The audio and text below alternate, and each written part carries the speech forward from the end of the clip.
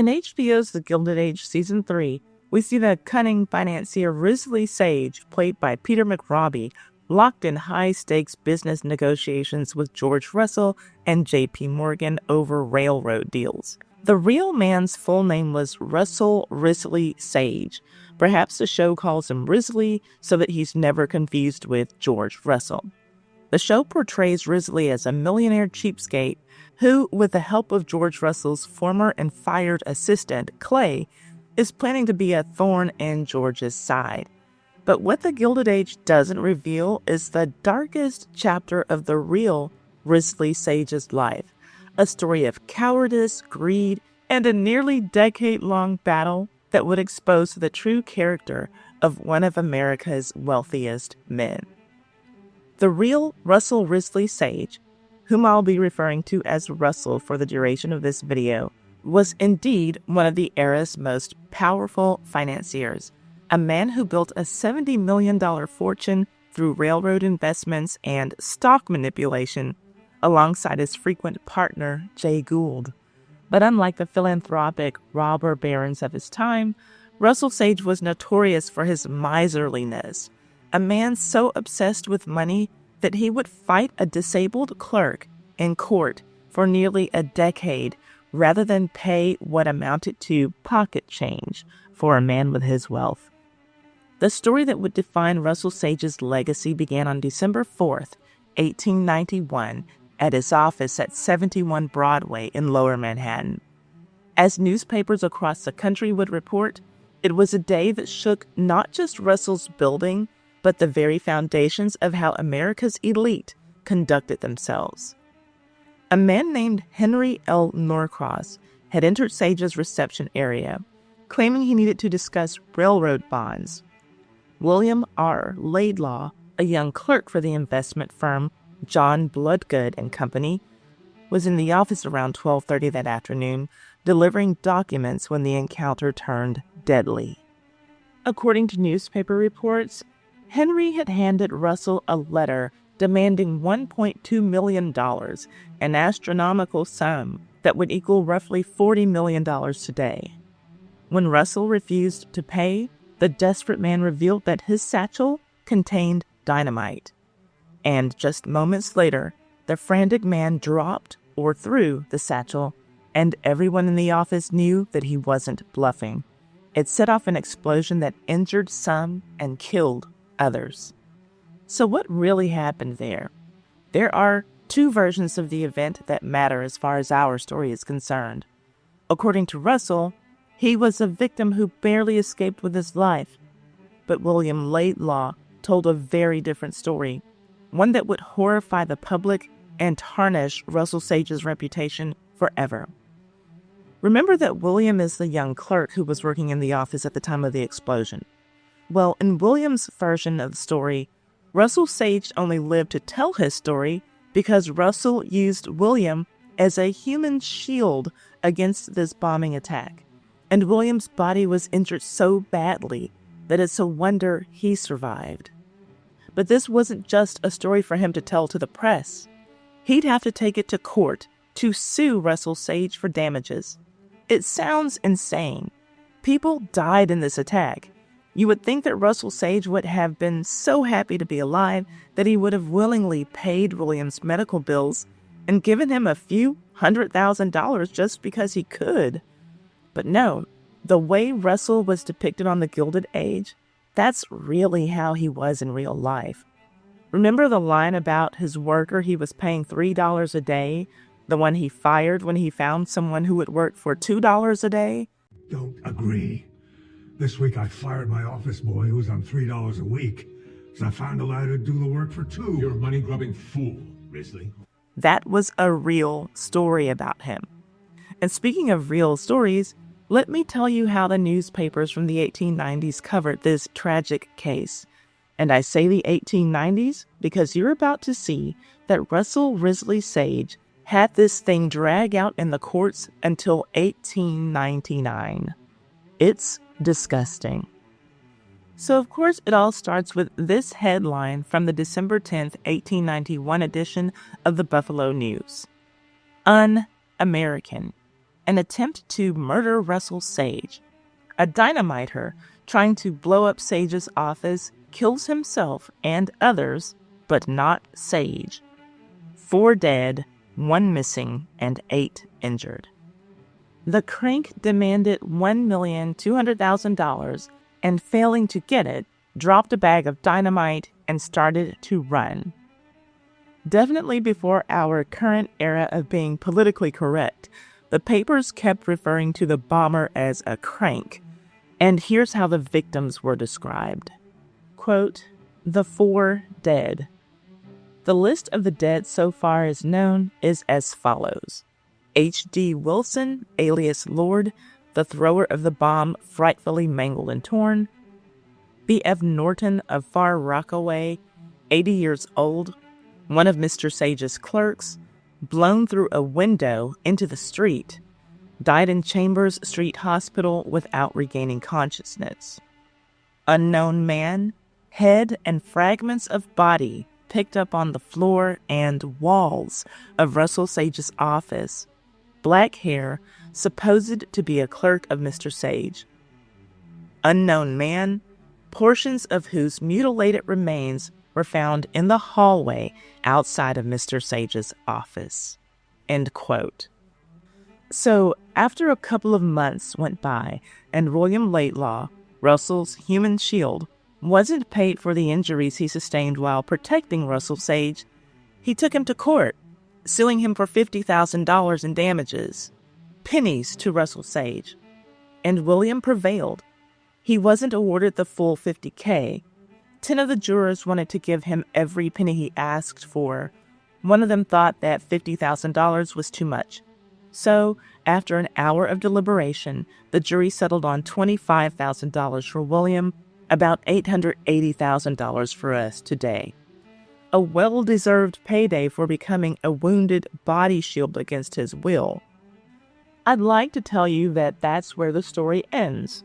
Poor, injured man gets life-changing amount of money from millionaire who nearly ended his life. But Russell Sage, instead of paying, appealed this decision.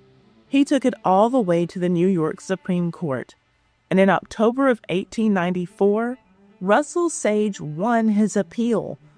The decision to pay William Laidlaw was reversed almost 3 years after the deadly explosion.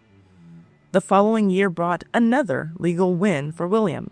He testified again in 1895 that when Henry Norcross revealed the bomb, Russell Sage seized him and positioned him between himself and Henry, the bomber. The New York Tribune provided detailed testimony from the trial, describing how William claimed that Russell, quote, pulled him around until he was between himself and Norcross. The explosion killed the crank, who was also referred to as the dynamiter, Henry Norcross, instantly, and left William Laidlaw permanently disabled with devastating injuries. Russell Sage, who was protected by William's body, suffered only minor scratches and some hearing loss. But the most damning evidence came from an unexpected source. Russell H. Kendall, the president of the New York Bank Note Company, delivered testimony that sent shockwaves through the courtroom. According to the New York Times, George Kendall swore that he had encountered Russell Sage shortly after the explosion, and that Russell had made a stunning admission. Kendall testified that Russell told him, quote, "If I hadn't gotten that young man there between me and the bomb, I would be a dead man now." End quote. This testimony was so significant that it caused a sensation in the courtroom, with newspapers noting that Russell Sage fidgeted in his chair during Kendall's incriminating account. Well, what do you think about that? And this scoundrel still refused to pay the young man. Well, I can tell you what the jury thought. The Buffalo Commercial June 10th, 1895 headline says it all. William R. Laidlaw gets a verdict of $40,000 against the close-fisted money king. But guess what? Russell's army of lawyers appealed this verdict too. Yes, William didn't get to celebrate this win for long, because just 9 days later, well, This brief in the Buffalo News said it all. Quote, Russell Sage has appealed from the judgment recently obtained by William R. Laidlaw. This is the third time this case has been appealed. End quote. Then March of 1896 brought another high for William on this legal roller coaster. The Buffalo commercial revealed that higher courts had affirmed a judgment of $40,000 against Russell Sage, plus an additional $3,000 in legal fees, which was great. William wasn't a rich man by any means, and he needed every penny he could get. By this time, he had been fighting in court for over 4 years. The amounts being fought over revealed the depth of Russell Sage's miserliness. The $40,000 that juries repeatedly awarded to William represented less than 0.06% of Russell's total wealth, equivalent to a billionaire today fighting over $600. Yet Russell continued to appeal every verdict, determined not to pay a penny. The trials became a public forum for exposing Russell's character. Witness after witness testified against Russell throughout those many years, painting a picture of a man willing to sacrifice others to save himself. Medical testimony revealed the extent of William's suffering, describing how the young man had been an athlete and a swimmer before the explosion left him permanently disabled and in chronic pain. Every time William was dragged back into court to fight this battle, it was déjà vu. Witnesses described how he was found lying on top of Mr. Sage near the Rector Street window after the explosion, consistent with claims that he had been positioned as a shield. Medical witnesses testified to William's extensive injuries. Dr. Shea from St. Vincent's Hospital described how William suffered excruciating pain and couldn't sleep after the explosion. Dr. Daniel H. Smith testified about removing bone fragments from William's foot and the ongoing medical treatment required for his injuries. I know that you already know what happened next. You guessed it. Russell Sage continued to appeal the $43,000 ruling in William's favor. On December 2nd, 1898, the Buffalo Times printed another headline that disgusted the public. Quote, Russell Sage case. It comes before a court for the 4th time for settlement. Laidlaw got a verdict, and the venture capitalist fights desperately against it. End quote. The legal battle finally reached its climax in 1899, but not with justice for poor William. The Buffalo News reported on January 10, 1899, with the headline, Sage on Top Now, that the Court of Appeals had reversed William's $43,000 judgment and ordered a new trial. After 8 long years of legal battles, 4 trials, and mounting legal costs, William was now financially broken, in addition to being physically broken. The case was ultimately terminated, not because of a ruling in Russell Sage's favor, but because William could no longer afford to pay his lawyers to continue to fight. Russell Sage used his vast wealth to literally exhaust William's ability to seek justice. It's truly sickening. Russell Sage never paid William Laidlaw a single penny.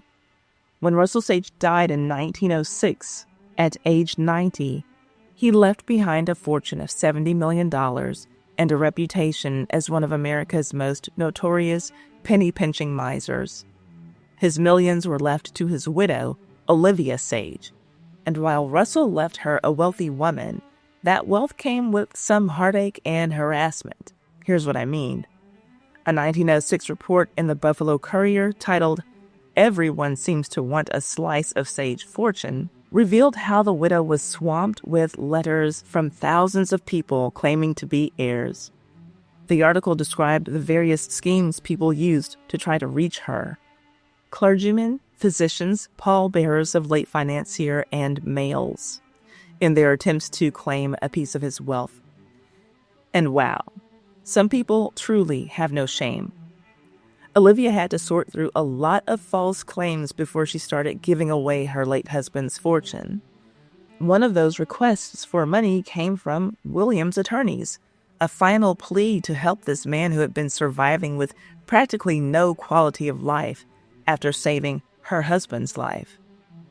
Well, Olivia ignored the requests of William's attorneys and would go on to become one of the era's great philanthropists, establishing the Russell Sage Foundation in 1906, cleaning up her husband's dirty name in the process. Ironically, she founded this organization, quote, for the improvement of social and living conditions in the United States. Well, what about the living conditions of William Laidlaw? I'll tell you about them. While Olivia Sage was being praised in the press for all of her philanthropic work, William was struggling with poverty and disability. He was living with his two sisters who shared their meager earnings with him. That is, until they were no longer able to support him and had to take him to the Home for Incurables. That's what it was called, and was as miserable as it sounds. A long-term care facility that housed people who had chronic illnesses and disabilities, and no money.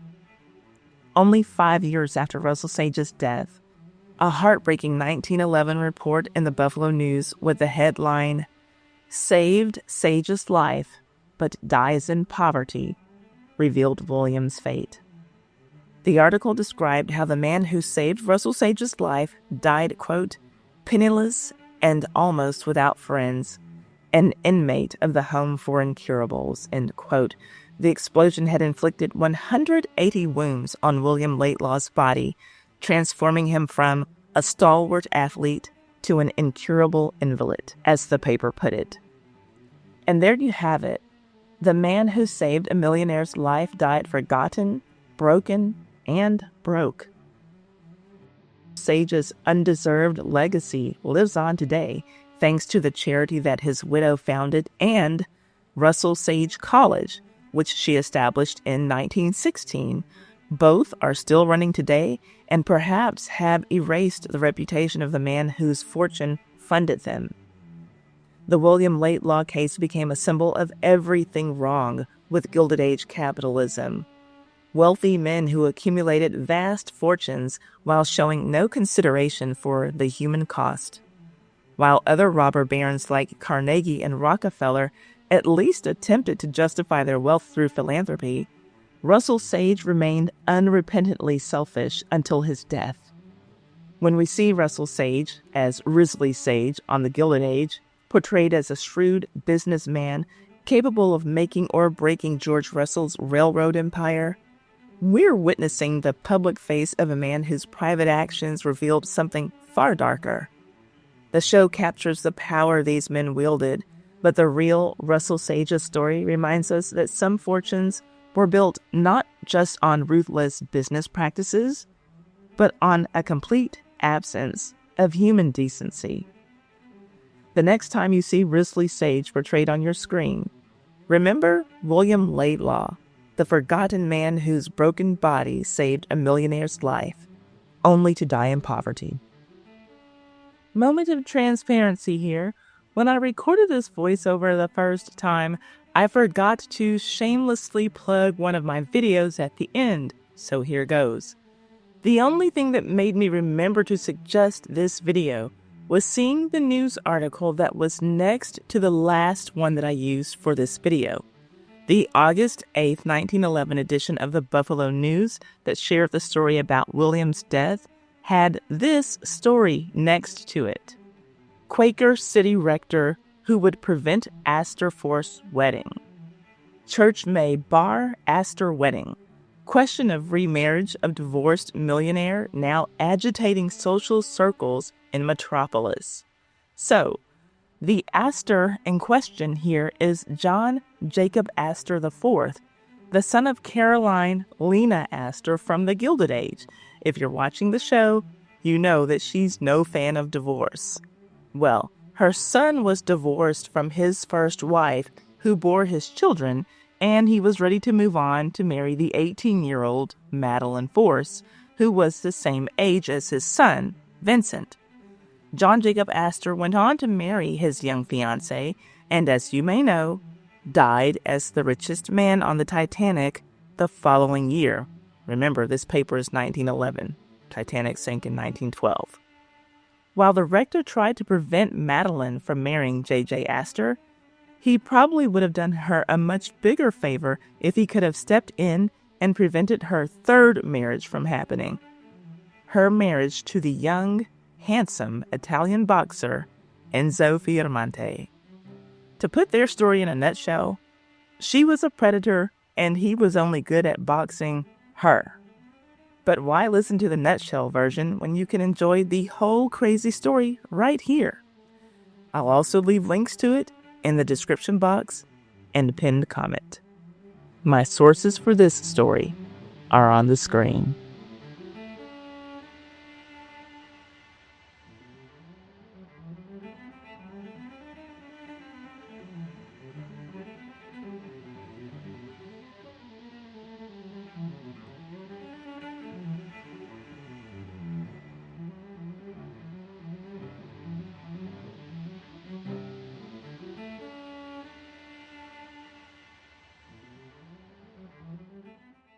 This video has been brought to you by me.